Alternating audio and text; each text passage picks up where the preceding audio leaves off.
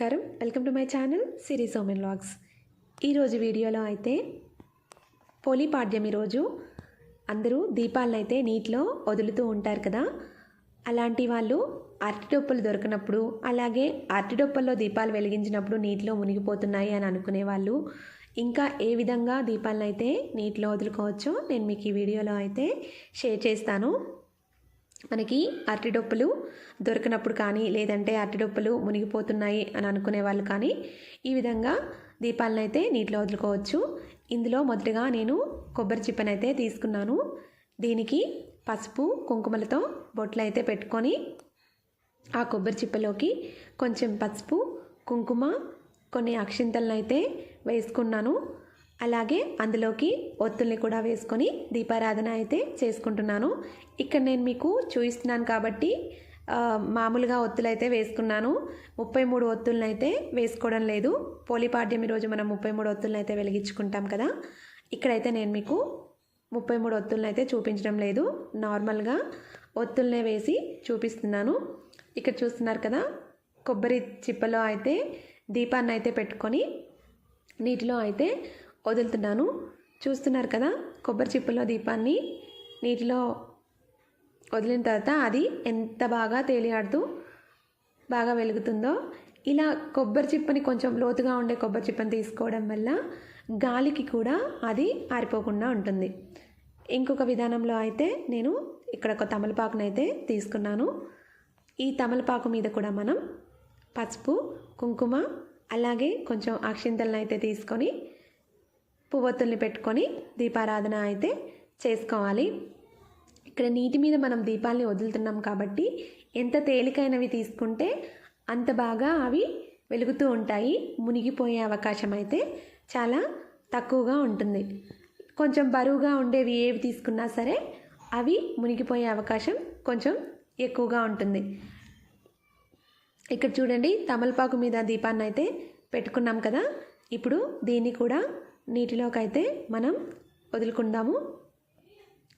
ఇక్కడ తమలపాకు మీద దీపం కూడా నీటి మీద చాలా బాగా వెలుగుతుంది, చూసారా. ఇలా ఈ పద్ధతిలో కూడా మనం నీటిలో దీపాన్ని అయితే వెలిగించుకోవచ్చు. ఇక్కడ ఇంకొక మూడవ పద్ధతిలో దీపారాధన అయితే నేను మీకు చూపిస్తున్నాను. ఇక్కడ మూడవ పద్ధతి కోసం ఒక చిన్న ఇత్తడి ప్లేట్ని అయితే నేను తీసుకున్నాను. ఈ ఇత్తడి ప్లేట్లో కూడా మనం దీపాన్ని అయితే వెలిగించుకొని నీటిలో అయితే వదులుకోవచ్చు. ఇక్కడ తీసుకున్న ఇత్తడి ప్లేట్ కూడా తేలికైనదైతే తీసుకోవాలండి, కొంచెం బరువుగా ఉన్నదైతే తీసుకోవద్దు. బరువుగా ఉన్నది మనం నూనెలో ఒత్తుల్ని నానబెట్టి మనం అందులో పెట్టేసరికి అది కొంచెం బరువెక్కి మునిగిపోయే అవకాశం అయితే ఉంటుంది. కాబట్టి నేను తేలికైన ప్లేట్ని అయితే తీసుకున్నాను. మీరు కూడా ఇలా చేయాలి, ఇలా ఈ పద్ధతిని పాటిద్దాం అనుకుంటే మాత్రం కొంచెం తేలికైన ఇత్తడి ప్లేట్ని అయితే తీసుకుంటే మునిగిపోకుండా దీపం అనేది వెలుగుతూ ఉంటుంది. ఇక్కడ చూసారు కదా, ఇత్తడి ప్లేట్లో పెట్టిన దీపం కూడా చాలా బాగా వెలుగుతుంది. అలాగే నాలుగవ పద్ధతిలో దీపాన్ని వెలిగించడం కోసం ఒక చిన్న ప్లాస్టిక్ మూతనైతే తీసుకున్నాను నేను, కప్పుని. అందులోకి ఒక తమలపాకునైతే తీసుకున్నాను. దానికి కూడా పసుపు కుంకుమతో బొట్లు పెట్టి దాంట్లో ఒత్తులనైతే వేసుకొని దీపారాధన అయితే చేసుకున్నాను. ఇక్కడ ఒత్తులనైతే మనం ప్లాస్టిక్ కప్ మీద డైరెక్ట్గా పెట్టయితే వెలిగించొద్దండి, ఎందుకంటే ఆ దీపం వేడికి ఆ ప్లాస్టిక్ కప్ అనేది మెల్ట్ అయిపోయే ఛాన్సెస్ ఉన్నాయి. కాబట్టి ఆ కప్పు మీద ఏదన్నా ఆకుని కానీ పెట్టి దీపాన్ని అయితే వెలిగించుకోవాలి. ఇక్కడ చూడండి, ప్లాస్టిక్ కప్పు మీద పెట్టిన దీపం కూడా చాలా బాగా వెలుగుతుంది. ఇక్కడ మరొక పద్ధతిని అయితే చూపిస్తాను. ఈ కార్తీక మాసంలో పిండి దీపారాధన ఎంతో మంచిదని చెప్తారు కదా. అలాగే ఈ పోలిపాడ్యమి రోజు కూడా మనం పిండి దీపాలని కూడా నీటిలో వదులుకోవచ్చు.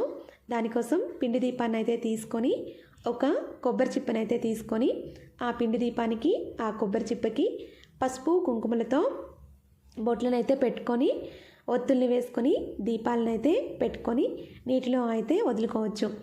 ఇక్కడ మనం పిండి దీపంలో దీపారాధన చేసుకుంటే మనం పోలి స్వర్గం కథని చెప్పుకునేంత వరకు కూడా ఈ దీపాలు అలాగే వెలుగుతూ ఉంటాయి. నీటిలో మునిగిపోయే అవకాశం కూడా చాలా తక్కువగా ఉంటుంది.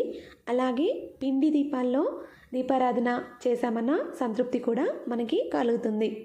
ఇక్కడ చూసారు కదా, అరటిడొప్పలు దొరకని వాళ్ళు, అలాగే అరటిడొప్పల్లో దీపాలు వెలిగిస్తే నీటిలో మునిగిపోతున్నాయి అని అనుకునే వాళ్ళు ఇన్ని రకాలుగా దీపాలను అయితే మనం పోలిపాడ్యమి రోజు నీటిలో వదులుకోవచ్చండి. చూశారు కదా, ఈ వీడియో అయితే మీకు నచ్చిందని అనుకుంటున్నాను. వీడియో నచ్చితే లైక్ చేయండి, షేర్ చేయండి. అలాగే నా ఛానల్ మొదటిసారి కనుక చూస్తున్నట్లయితే నా ఛానల్ని సబ్స్క్రైబ్ కూడా చేసుకోండి. Thank you.